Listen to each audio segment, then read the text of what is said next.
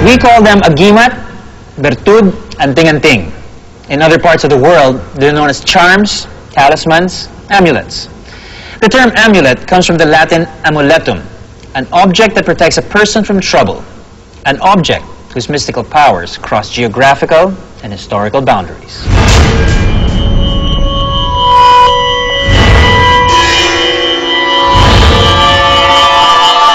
Filipinos have a penchant for using talismans and amulets. Not surprisingly, the belief in charms also exists in different parts of the world. This is something shared in Southeast Asia because in other Southeast Asian countries as well, there's a similar belief with regards to amulets and talismans. One of the most popular perhaps in the region is the Buddhist amulet of Thailand. It is believed to bring its owner good luck and protection from harm. Actually, in the West, they also have concepts of talismans, amulets, charms. Maybe the difference would be how it would look like, you know. For us, it is very common that these agimats are in the form of pendants, necklaces, usually made of brass or bronze, okay? And there are many designs on it which would have biblical sources. John de la Cruz, a clinical psychologist, explains another concept which may explain why amulets work. Well, actually, the concept of mind power is the ability of the mind to visualize things, and through this vision, we can actually try to make things happen. So, for example, whatever is being said by the mind, the body can follow. De la Cruz further elaborates that clinging to an idea can actually condition the mind to achieve its goals. This explanation is more popularly known as the placebo effect. Placebo effect is actually a topic in psychology about research. So for example, placebo is a set of procedures, or maybe a pill, just for example a pill, that can be taken. So for example, I'm the doctor and you're the patient, I'm going to give you a placebo, so you, the patient along, believes that it's actually a prescribed medicine. You don't believe that it's a placebo. Can the mind be conditioned to control mortar fire? And can the mind be prepped to withstand a severe head injury? Maybe there is something special about Lieutenant Roldan's tattoo lagimat. We invited a few experts to help us examine the baffling ink marks on Lieutenant Roldan's body and the alleged powerful amulets of Noni Ikabande. Eric Cariña, a professional tattoo artist, carefully analyzed the peculiar words printed on Lowell's body. Iba yung talagang simbolo talaga ng parang mga saman ganun, okay, parang mga mga magic ganun. Kasi may mata siya. So karaniwan ko nakikita sa mga tulad sa mga amulets sa kaya po, may mga mata. So anting-anting siya. Ganun. Tapos yung sulat niya, hindi ko maintindihan, pero sa pagkasabi niya sa akin, Latin daw yun. Kasi tingin ko ritual yun. Lowell's tattoos are located on his head, chest, and wrist. It's written in Hebrew, and it means the secret of the Lord's name and serves as protection from all kinds of harm.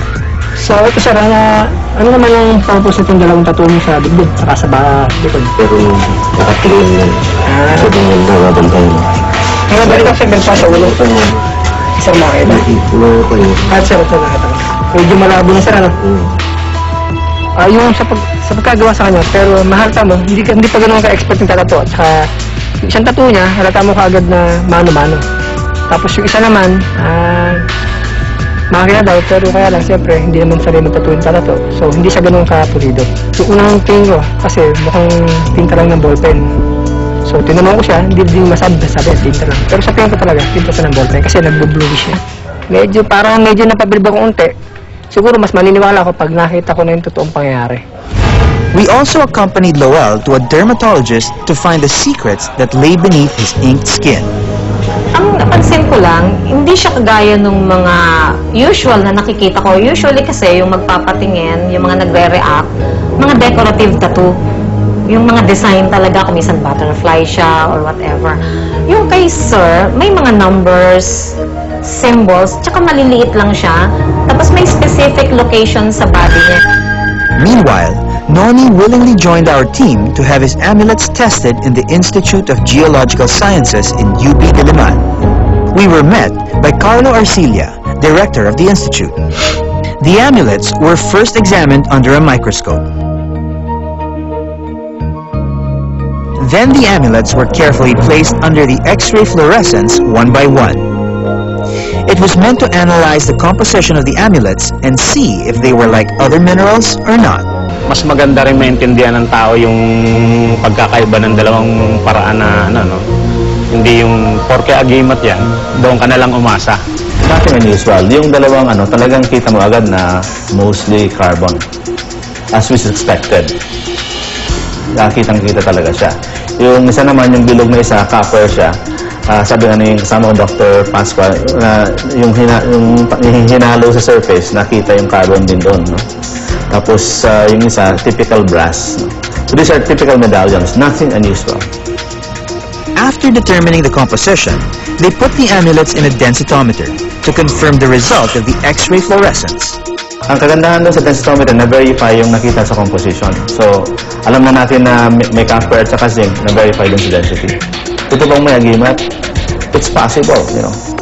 But, sa akin, I'm very skeptical.